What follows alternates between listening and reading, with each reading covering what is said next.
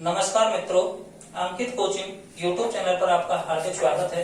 पिछली वीडियो में हमने आपके लिए कराई राजस्थान की आंतरिक प्रवाह की सबसे लंबी नदी घग्गर नदी के बारे में चर्चा की और आज हम आपसे चर्चा करेंगे राजस्थान की आंतरिक प्रवाह की नदी कांतली नदी के बारे में। कौन सी नदी?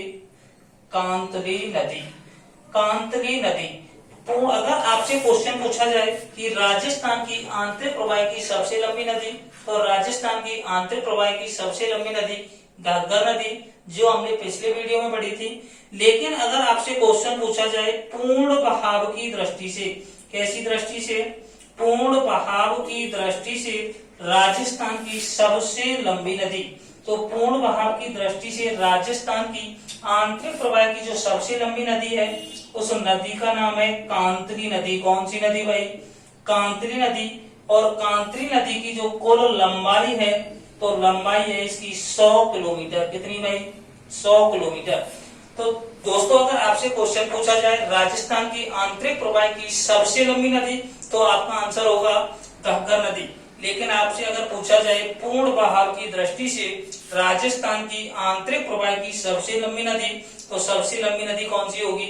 कांतली नदी, और जिसकी लंबाई कितनी है? 100 किलोमीटर। आगे हम अगर चर्चा करते हैं तो इस कांतली नदी का जो उद्गम स्थल है भाई, वो होता है खंडेला की पहाड़ियां सीकर से। कहां से भाई? खंडेला की पहाड़ियां। और खंडेला की पहाड़ियां कहां पड़ती हैं भाई? सीकर जिले में। कौन से जिले में? सीकर जिले में। तो कांतली नदी का जो उद्गम स्थल होता है वो खंडेला की पहाड़ियां सीकर से होता है, तथा यह नदी सीकर और सीकर के बाद में झुंझुनू जिले में बहती हुई। कौन से जिले में बहती हुई भाई? झुंझुनू जिले में बहती हुई। और झुंझुनू और चूरू की सीमा पर, कहां पर भाई? झुंझुनू और चूरू की सीमा पर एक गांव पड़ता है, और गांव का नाम है भाई मंडरेला गांव। कौन सा गांव? मंडरेला गांव। और इस मंडरेला गांव के निकट विलुप्त हो जाती है भाई।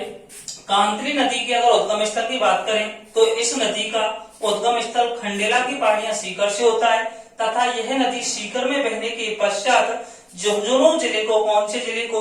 झुंझुनू जिले को दो भागों में बांटती हुई झुंझुनू एवं चूरू की सीमा पर, किसकी सीमा पर? झुंझुनू एवं चूरू की सीमा पर मंडरेला गांव के निकट, कौन से गांव के निकट? मंडरेला गांव के निकट विलुप्त हो जाती है। लेकिन अगर बात करें भाई तो सीकर एवं झुंझुनू जिले में, कौन से जिले में? सीकर एवं झुंझुनू जिले में इस नदी का जो प्रवाह क्षेत्र है, इसे तोराबाटी के नाम से, किसके नाम से भाई?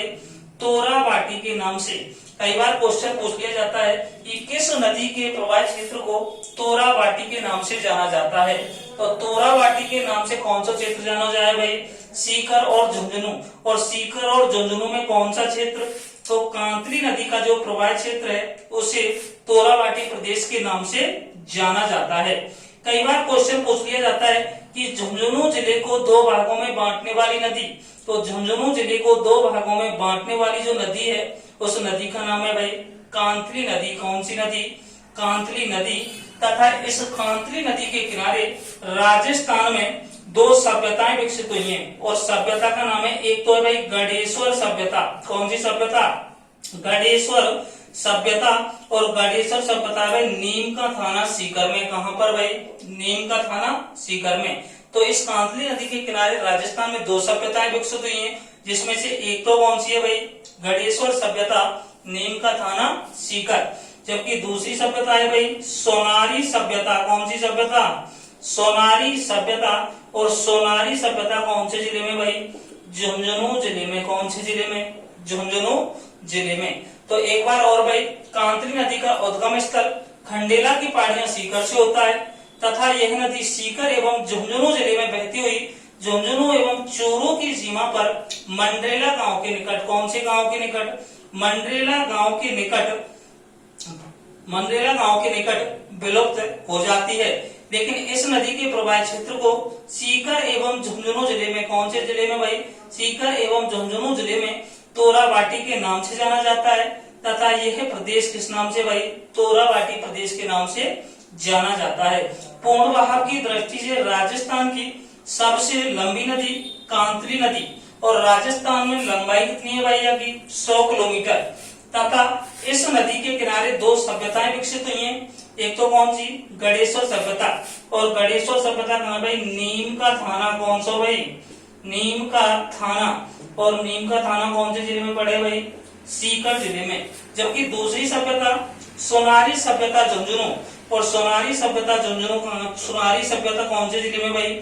झुंझुनू जिले में। और किस नदी के किनारे? तो कांकरी नदी के किनारे। आगे हम चर्चा करते हैं राजस्थान की अगली आंतरिक प्रवाहिकी नदी। और अगली नदी है भाई कांकने नदी। कौन सी नदी? कांकने नदी। राजस्थान की आंतरिक प्रवाहिकी अगली नदी। और अगली नदी कौन सी है भाई? कांकने नदी। इस कांकने नदी का अन्य नाम या उपनाम मिलता है मसूरदी नदी। कौन सी नदी भाई? मसूरदी नदी। यदि हम इस बात करें राजस्थान की आंतरिक प्रवाहिकी सबसे छोटी नदी, तो राजस्थान की आंतरिक प्रवाहिकी जो सबसे छोटी नदी है तो कौन सी नदी है भाई? कांकने या मसूरदी नदी। लेकिन अगर हम बात करें कांकने नदी की, तो राजस्थान की आंतरिक प्रवाहिकी सबसे छोटी नदी है जिसकी लंबाई केवल 17 किलोमीटर है। कितनी है भाई? तो राजस्थान की आंतरिक प्रवाहिकी सबसे लंबी नदी घग्गर। लेकिन पूर्ण भाग की दृष्टि से राजस्थान की आंतरिक प्रवाहिकी सबसे लंबी नदी कांकरी। लेकिन आंतरिक प्रवाहिकी राजस्थान की सबसे छोटी नदी कौन सी है भाई? कांकरी नदी। और लंबाई 17 किलोमीटर। तथा इस कांकरी नदी का जो उद्गम स्थल है वो कोटरी गांव की पहाड़ियां। कौन सी पहाड़ियां? कोटरी गांव की पहाड़ियां। और कोटरी गांव की पहाड़ियां कहाँ भाई? जैसलमेर जिले में। कौन से जिले में? जैसलमेर जिले में। तो कांकरे नदी का उद्गम स्थल कोटरी गांव की पहाड़ियां जैसलमेर से होता है। तथा यह नदी कोटरी गांव की पहाड़ियां जैसलमेर से निकलने के बाद जैसलमेर जिले में एक स्थान पड़ता है। और इस स्थान का नाम है भाई मीठा खाड़ी नामक स्थान। कौन सा स्थान? मीठा खाड़ी नामक स्थान जैसलमेर जिले में विलुप्त हो जाती है। लेकिन जब कभी कोटरी गांव की पहाड़ियां जैसलमेर में वर्षा अधिक होती है तो यह नदी मीठा खाड़ी नामक स्थान से आगे बढ़ती है और एक जैसलमेर जिले में झील पड़ती है। और झील का नाम है भाई भुज झील जैसलमेर। तथा भुज झील जैसलमेर में जलापूर्ति करने वाली नदी कांकने नदी। कौन सी नदी भाई? कांकने नदी। कांकने नदी को मसूरदी नदी के नाम से भी जाना जाता है। यह राजस्थान की आंतरिक प्रवाहिकी सबसे छोटी नदी है क्योंकि इसकी लंबाई कितनी है भाई? मात्र 17 किलोमीटर। कांकने या मसूरदी नदी का उद्गम स्थल कोटरी गांव की पहाड़ियां जैसलमेर से होता है। तथा यह नदी कोटरी गांव की पहाड़ियां जैसलमेर से निकलने के बाद मीठा खाड़ी नामक स्थान जैसलमेर जिले में विलुप्त हो जाती है।